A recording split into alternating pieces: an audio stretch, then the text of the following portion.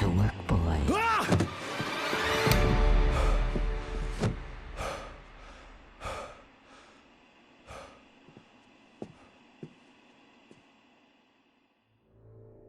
I felt nauseous, hungover.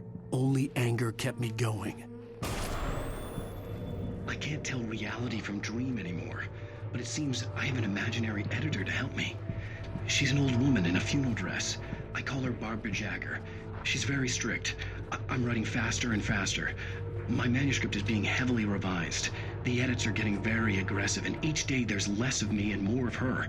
I hate it, but I know she's right. She promises me I can save Alice this way. She knows more of this than I do. About the complex incantation I'm attempting. About this place. She's worked with another writer under similar circumstances, Thomas Zane. The genre of the story seems to be shifting. It's turning into a horror story. I'm getting close. I can feel it. Rose took a day from me. I had less than 12 hours left to meet the kidnapper. All I could do was get Barry into the car, work something out once I got on the road. Welcome to the Oh Dear Diner. What can I get you today? Coffee? I couldn't work up much hate for Rose. Something had used her to get to me and left its mark. First refill is free. Milk and sugar on the counter there.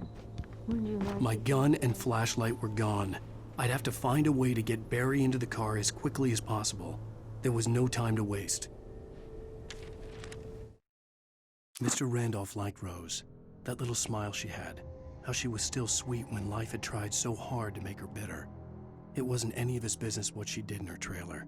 But those strangers, the writer and his smart-ass sidekick, looked like trouble. And they'd been in there for hours, way past her normal bedtime. He reached for the phone and called the sheriff's station.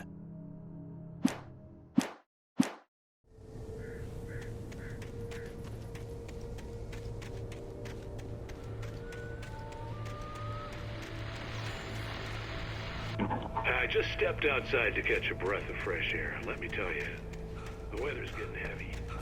Nights like this make me especially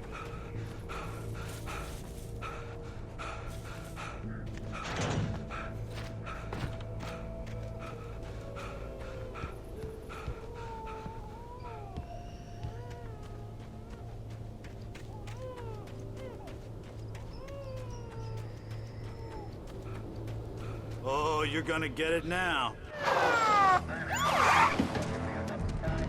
God knows what you've done to that poor girl. This is Agent Nightingale, FBI! Get him up, Hemingway! You're under arrest! You move a muscle, I'll unload right in your goddamn face! Stay right where you are, Spillane!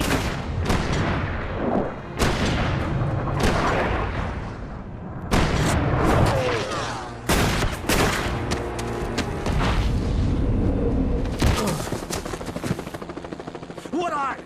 I'm standing right here, you goddamn maniac!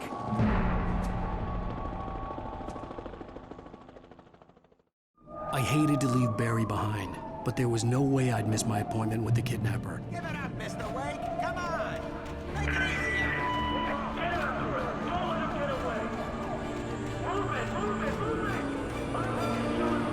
Get away!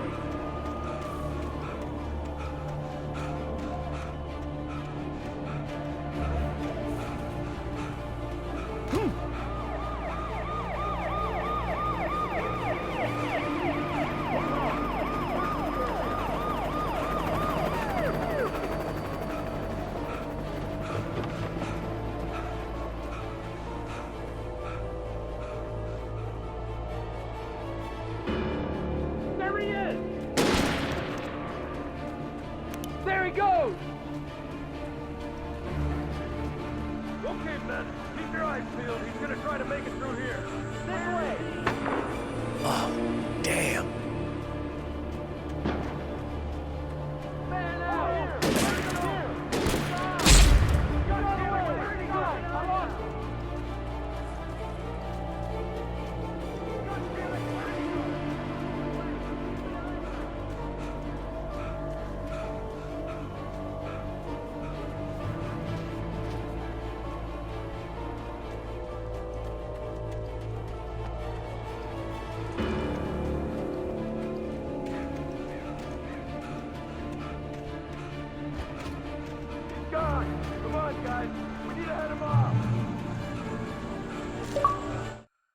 For decades, the darkness that wore Barbara Jagger's skin slept fitfully in the dark place that was its home and prison. It was hungry and in pain. It dreamed of its nights of glory when the poet's writing had called it from the depths and given it a brief, terrible taste of power and freedom. The rock stars had stirred it from the deep sleep the poet had sunk it back to in the end. When it sensed the writer on the ferry, it opened its eyes.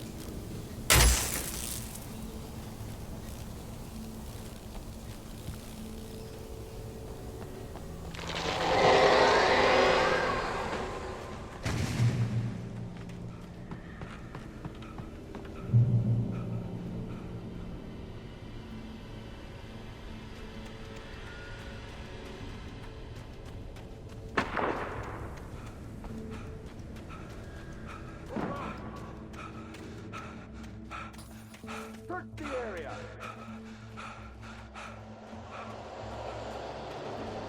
Stay sharp! This way! Over here!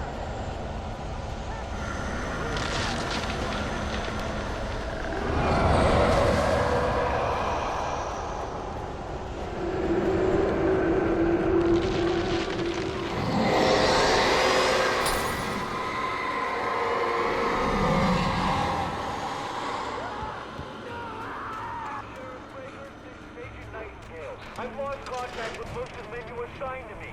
It's Wake's doing. This horror was everywhere I went, circling me. The cops didn't stand a chance.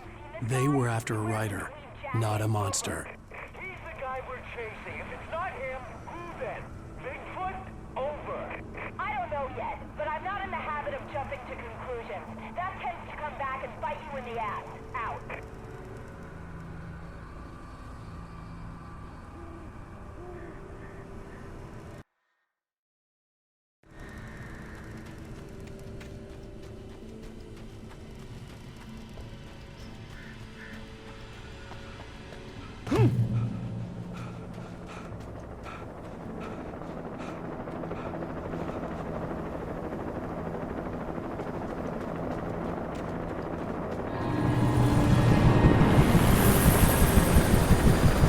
You on the ground. Hold it right there. There's nowhere to run. Freeze!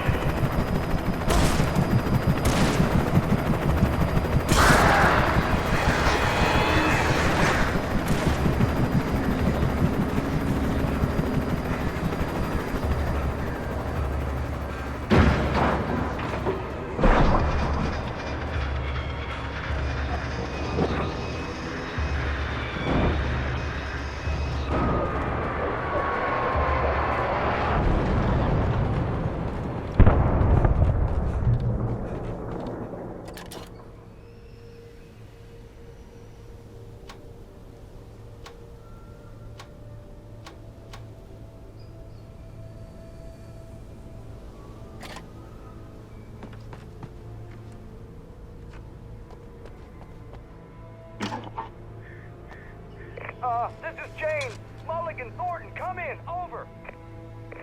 Thornton here. James, we got both Wheeler and Rose in custody. They didn't put up a fight or anything. Why, they were... Hey, what you... Come on! Sit down and give me that. James, Mulligan here. Over. Go ahead, Mulligan. Over. We got Wheeler and Rose here. Wheeler's drunk or hopped up on something. Speaking of which, that Fed had a pretty distinctive whiff of Otis Scotch about him, you know what I mean. Over. I don't have anything on that, Deputy Mulligan. Over. Well, whatever. Anyway, Rose is just being plain weird here. You better get Doc in to take a look at both. Over. Gotcha. You better get them here quickly. The Fed's gonna want to interview Wheeler. Over. Oh, yeah, I bet he does. Looks like they have a lot in common. Mulligan out. I imagined that the broadcast tower in the distance was part of the local radio station. Maine seemed like a decent guy. Perhaps he could give me directions to the coal mine.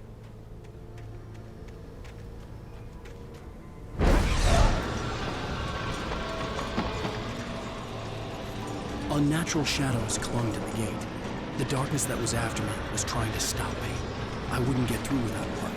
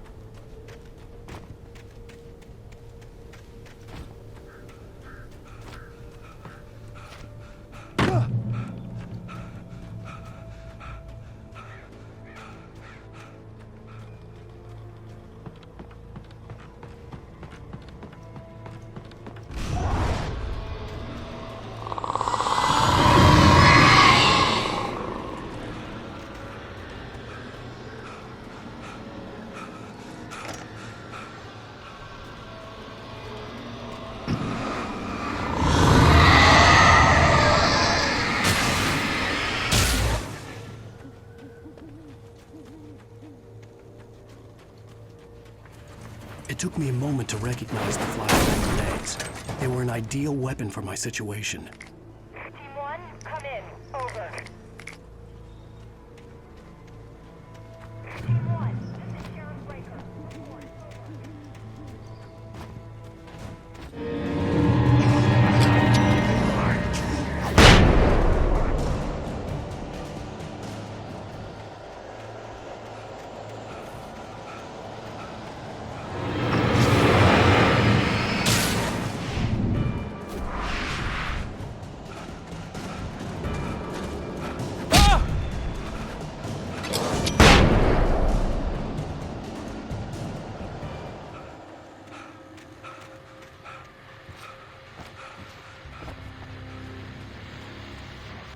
And here's another call. You're on KBF-FM with Pat Maine. It's Milt Peabody, Pat. What's on your mind, Milt? Well, I live near the trailer park, Pat, and there's a big ruckus going on over there. Well, that's just up the road from me, too. What's going on, do you know? I don't know, but there's a bunch of police cars there, lots of sirens, a helicopter buzzing around, and I think I heard some gunshots.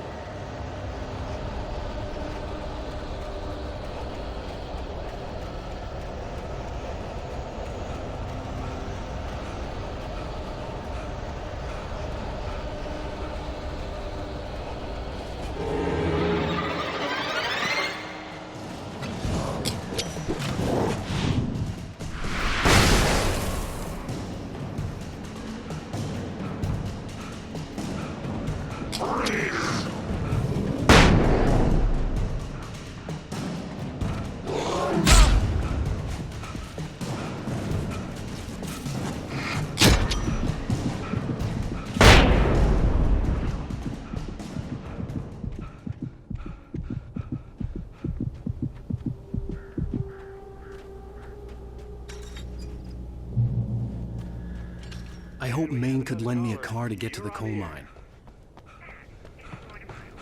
Hello, Lorna. What do you have for us? I just don't see why the cops bother with the trailer park. What do you mean? It's a trailer park. Of course you're going to have trouble in a place like that. I mean, what do you expect? The sheriff should be helping us normal citizens instead of wasting resources on those people. Well, Let the trash sort themselves out. I'm sorry, but my granddaddy settled in Bright Falls in 1911. well, thank you very much for that compassionate viewpoint, Lorna. Oh, here's a little surprise. The famous writer Alan Wake just walked in. Folks, I'm going to see if I can talk him into an interview. Come on in, Mr. Wake. Oh, I'm so glad you could find the time to do this, Mr. Wake. Nowhere to run now, Dan Brown. You back away from me. Don't hurt it. Whoa. Everyone calm down. Put the gun down. We're all friends here, right? Cool your jets, Nightingale. We got him. Judas Priest! What the hell's the matter with you? There's a civilian in there.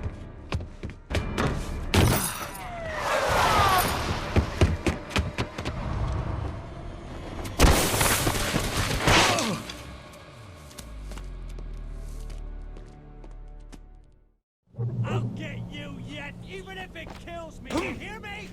You hear me, H.P. Lovecraft? I had fallen off so many cliffs it was ridiculous. That's what you get for naming a book The Sudden Stop. It was probably good I hadn't had the chance to tell Maine where I was going. I'd have to lose the cops and find my own way to the mine. Nightingale stared through the broken studio window into the dark woods. He turned around, started to walk out, but Maine grabbed his arm. "Young man, you almost shot me. You don't shoot off rounds at people like that. What's the matter with you?" Nightingale shook his arm free, marched out. His cheeks burned with rage and humiliation.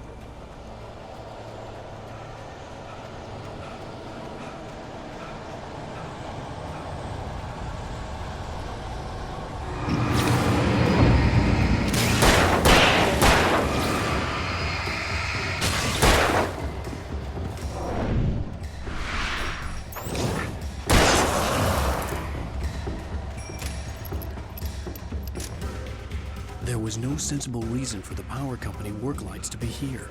It was almost as if they'd been left for someone like me to use.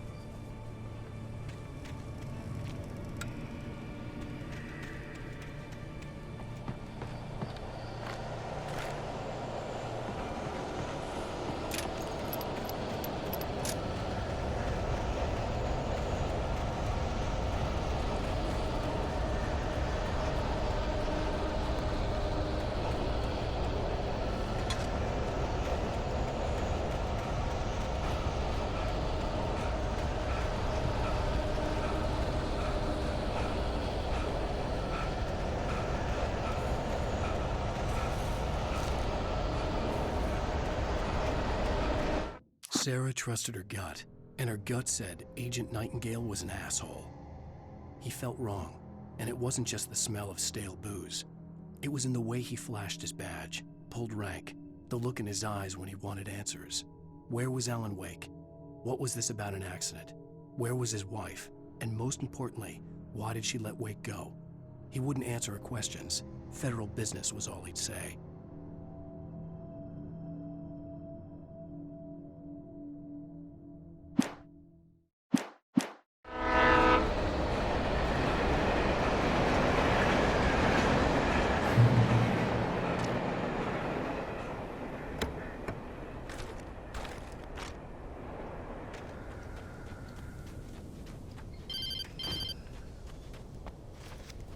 Hello?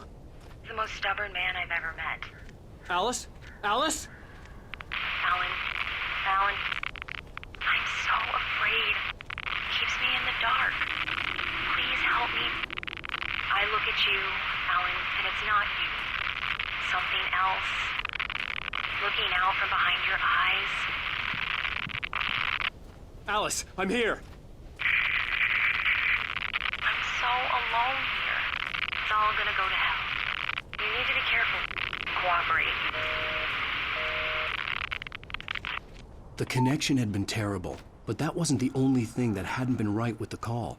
She sounded wrong somehow, but she had called me. The pipe wrenched itself loose from the bridge's steel framework. Wrapped in darkness, it floated in midair, twitching. For a moment, I didn't understand what I was looking at.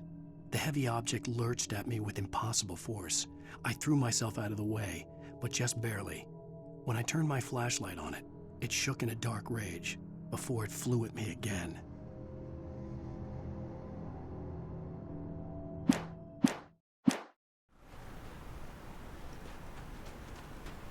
I could see a railway bridge up ahead and a warehouse of some sort on the opposite shore. I hoped I could find a car from there.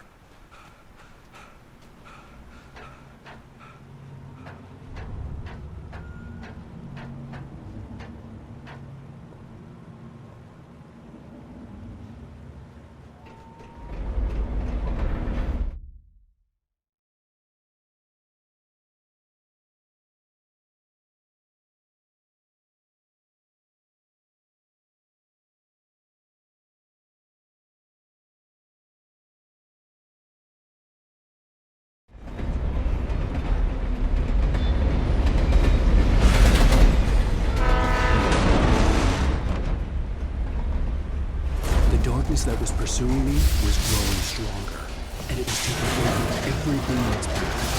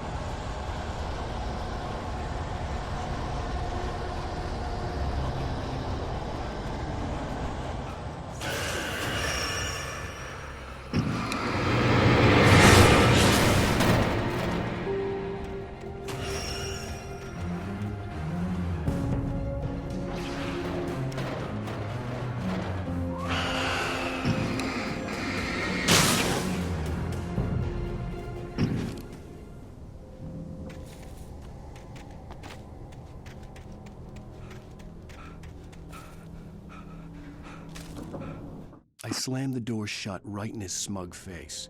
He pleaded for me to open the door. True to form, the asshole actually thought I would obey. I had no sympathy left, no guilt either, not for him. I took a moment to savor the scream. I bet I had a smile on my face, It was all that I had time for. The dark presence was inside the lodge with me.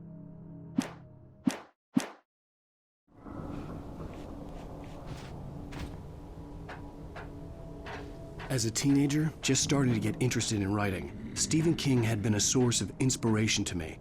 I thought about all the inanimate objects that had come to life in his books. No one is safe in a good horror story. Certainly not the protagonist. That's what makes them fun. This was anything but. The darkness could possess anything, and it was getting closer.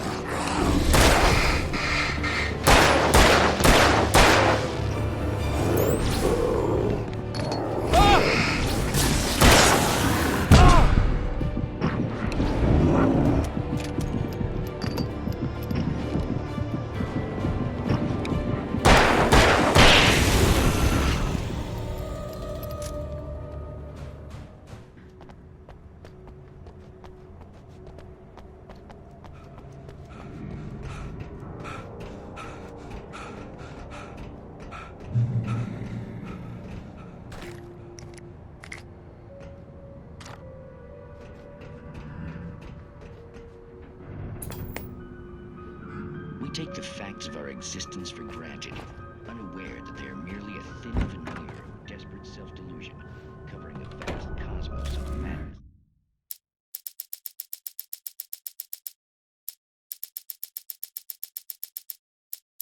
The darkness surged towards me, sucking everything loose from the ground into its depths, tugging at my clothes. I saw the flare the kidnapper had dropped and threw myself towards it just as I felt my feet leave the ground. The darkness embraced me with the force of a tornado.